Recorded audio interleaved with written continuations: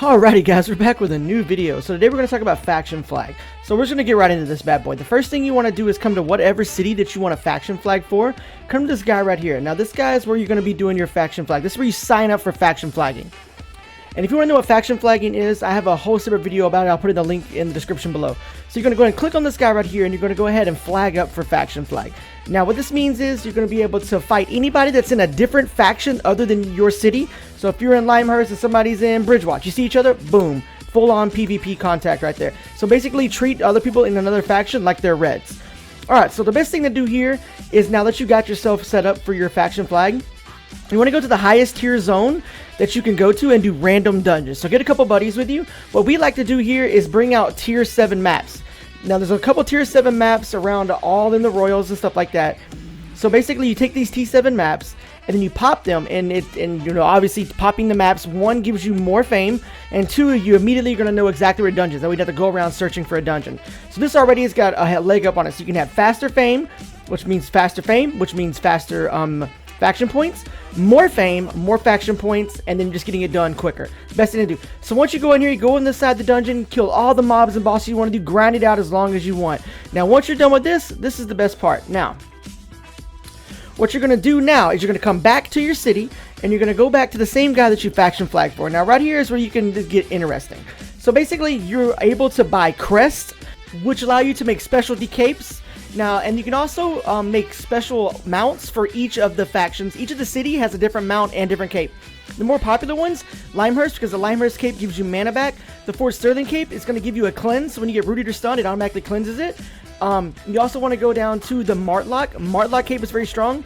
Basically, when you get below a certain percentage of health, it turns your skin into stone, and you have really tanky and you're more resistance and stuff like that. Those are the three strongest capes out in solo PvP, you know, and there's definitely ZVZs and stuff like that as well, and also for GVGs. Now, the mounts, the one that's the most popular mount would be over there in Bridgewatch. It's a Moabird. Moabird Bridgewatch mount is very strong. It's like a fast direwolf type thing. Alright, so now that you got all your capes and stuff like this, what you're going to need to do is make sure that you find out how you want to do this, because the hearts are the most expensive part. Now here in Limehurst they're called tree hearts, but in other places they can be called mountain hearts, beast hearts, whatever. The hearts are really expensive. They're like 80,000 silver a piece in every city. So you want to make sure, if you don't have enough to buy a lot of hearts and a lot of crests, I would buy more hearts than crests. Go and stockpile yourself up with hearts. That way when you go back out and do this again, let's say a couple days, and you come back and bring it in, you have a nice stockpile of hearts, because hearts do cost the most. Now once you got these going, let's go ahead and take these back to your city, and let's show you how to make just a max amount of money. Now this is what I do. So you want to go ahead and make yourself a bunch of flat tier 4 capes. Now flat, okay?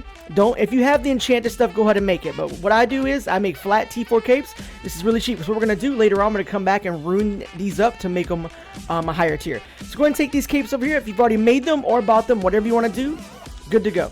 So now you're going to take these capes to the toolmaker guy, and you're going to have the capes, the crest, and the hearts. Now it takes, for tier 4, it's going to take 1 crest and 1 heart and 1 cape to make the Limehurst cape.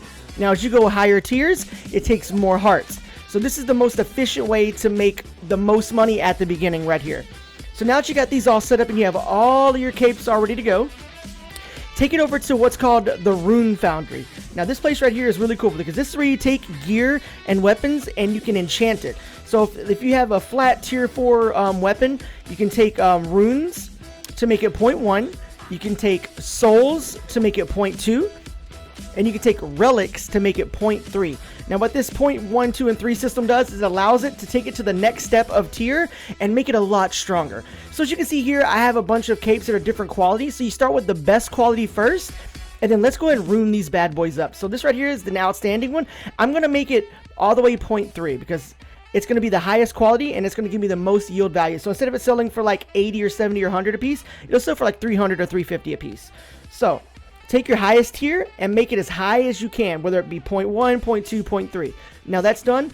We got all of our capes set up. Now let's go ahead and grab the rest of these capes here And let's go ahead and make sure that we take these capes and put them to the proper tier. You want to be able to sell these tiers at least, these capes at least 0.1. If you can make these capes 4.1, 5.1, whatever it is, the 0.1 is very crucial because it allows it to sell for more. It has a higher item power, and it just sells for more. So now that we have all of our capes set up, and we took all of our capes, got them all set up. So let's backtrack a little bit, make sure that everybody is caught up with what we're doing. So we went out and we faction flagged to our favorite city. We grinded out faction points. We went back to the city where we our faction flagged, went to the guy. We turned in our points for crests and hearts so we can be able to make really cool faction capes. We took them back to the city. Now we took flat 4 capes. We turned them into crests, which is the Limehurst capes. And then we took them to the rune factory, and then we made them 0.1, 0.2, and 0.3. Now what we did is we just, you're going to have these runes regardless of what you do. Because if you're out there and doing random dungeons, you're going to get these runes and souls and relics already. So save them. Don't sell them. Save them, because this is what can allow you to make your capes higher tier. And also later on down the road, you can make your weapons and your gear higher tier. So you can just save a tremendous amount of money and be able to be more efficient in Albion. Let's take these bad boys to the auction house now. Now as you can see here, I'm putting these on the auction house here.